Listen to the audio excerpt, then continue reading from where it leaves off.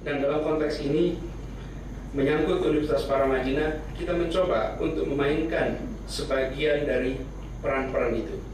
Kita melihat salah satu tantangan yang terasa di dalam pendidikan tinggi adalah, saya tadi sempat sampaikan bahwa universitas swasta, pendidikan swasta menampung kebanyakan children of the middle class. Yang menjadi tantangan bagi kita adalah Indonesia ke depan tidak bisa lagi terus seperti ini. Pendidikan tinggi harus sudah menampung lebih luas. Hari ini, Ibu sekalian, bila seorang lulusan SMA dengan latar belakang ekonomi kuat dan nilai tinggi, maka insya Allah aman. Dengan ekonomi kuat dan nilai rendah, insya Allah masih aman. Ada caranya. Tapi begitu nilai tinggi dan ekonomi lemah, this is a question mark. Dan bila ditambahkan ekonomi lemah, nilai rendah, maka itu kombinasi untuk suram.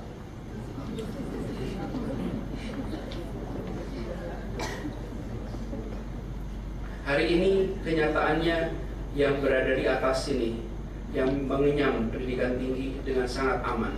Di masa lalu, kalau kita perhatikan, di masa lalu selalu yang di posisi ini yang aman. Dari level ekonomi manapun, selama nilai baik, maka dia mendapatkan kesempatan. Kita yang berada di ruangan ini, terutama generasi yang lebih senior, itu semuanya di sini. Almarhum Prof. Majid, Pak Utomo dan generasinya, mereka adalah orang-orang yang mendapatkan faedah karena pendidikan dulu seperti ini. Jika tidak ada yang seperti ini, pada waktu itu sudah tidak ada yang di atas, semuanya adanya miskin dan miskin sekali. Kalau tanpa ada itu, kita akan sulit menyaksikan pertumbuhan kelas menengah seperti sekarang. Nah, dalam konteks ini, Universitas Paramadina, apa yang kita ingin coba kerjakan? Kita mencoba untuk melakukan beberapa inisiatif. Ada yang kita sebut sebagai Paramadina Fellowship. Paramadina Fellowship ini sebuah aktivitas merekrut anak-anak dari berbagai wilayah yang memiliki nilai baik. Di sisi lain, kita ada program yang disebut Paramadina Social Responsibility, merekrut teman-teman yang berada di lingkungan kampus untuk bisa bersekolah.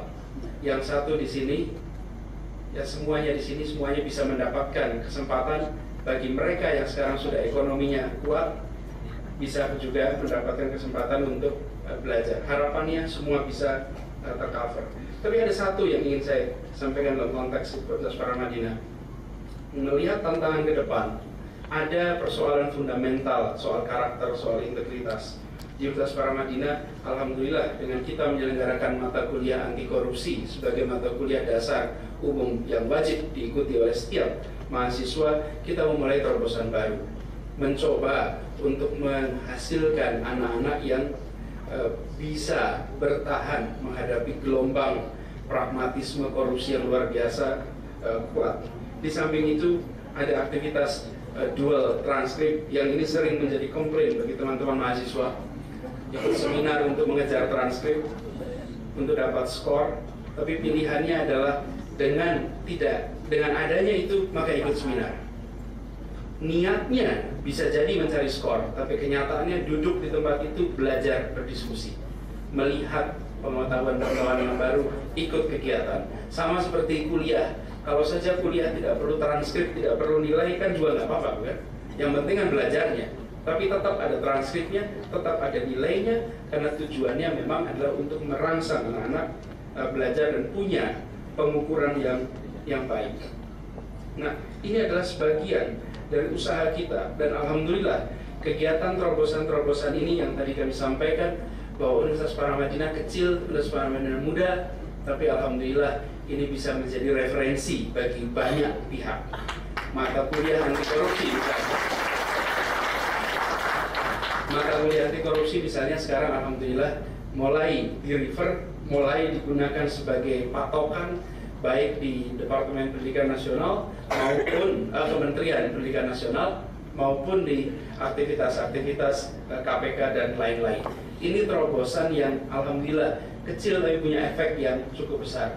Yang kedua, kemauan dari teman-teman untuk mengelola kegiatan fellowship memberikan beasiswa itu juga menjadi terobosan yang sekarang mulai ditiru di berbagai tempat. Termasuk alhamdulillah di Kementerian Pendidikan Nasional sekarang ada program namanya Bidik Misi yang memberikan beasiswa cukup panjang. Dan ini salah satu terobosan-terobosan yang punya efek besar. Jadi kita berharap, Bapak sekalian, dari refleksi perjalanan 14 tahun kita masih banyak yang harus diperbaiki. Kalau kita mengatakan bahwa kita jauh dari sempurna, sebenarnya kita sudah mengatakan kita agak dekat sebetulnya. Agak dekat, karena itu bilang jauh dari sempurna. Kalau saya mengatakan kita masih belum, kita masih begitu banyak hal yang harus diperbaiki. Apa yang dibayangkan oleh lingkungan tentang Universitas Paramadina dengan apa yang kenyataannya kita lewati, gapnya masih jauh. Dan ini adalah tanggung jawab kita semua untuk bukan menurunkan anggapan, tapi menaikkan delivery kita. Ini harus menjadi tanggung jawab kita semua. Dan alhamdulillah dengan deretan teman-teman yang muda itu semuanya muda. Meskipun ada Bapak Profesor Abdul Hadi yang di sini cukup senior di antara kita dari hitungan usia, tapi dari hitungan produktivitas barangkali lebih produktif dari kita yang muda. Dengan generasi yang sangat muda yang berada di sini, alhamdulillah kemajuan ini insya Allah bisa kita teruskan.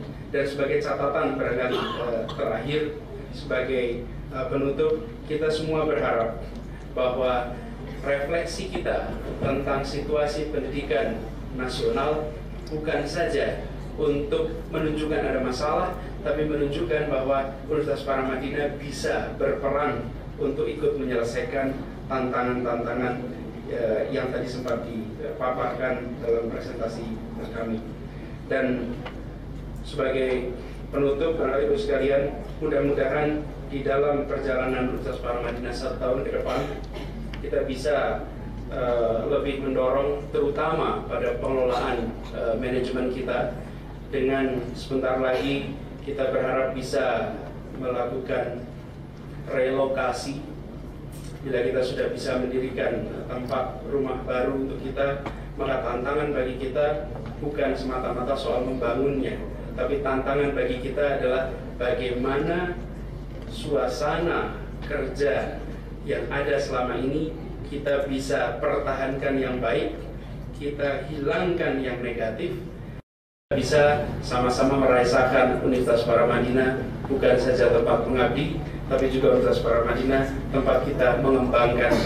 Di kampus ini kita berkembang secara pengetahuan maupun kita berkembang dari sisi keagamaan dan keimanan kita. Demikian barangkali yang bisa saya sampaikan sebagai bagian dari orasi ilmiah pada pagi hari ini. Ada kurang lebihnya mohon maaf. Assalamualaikum warahmatullahi wabarakatuh.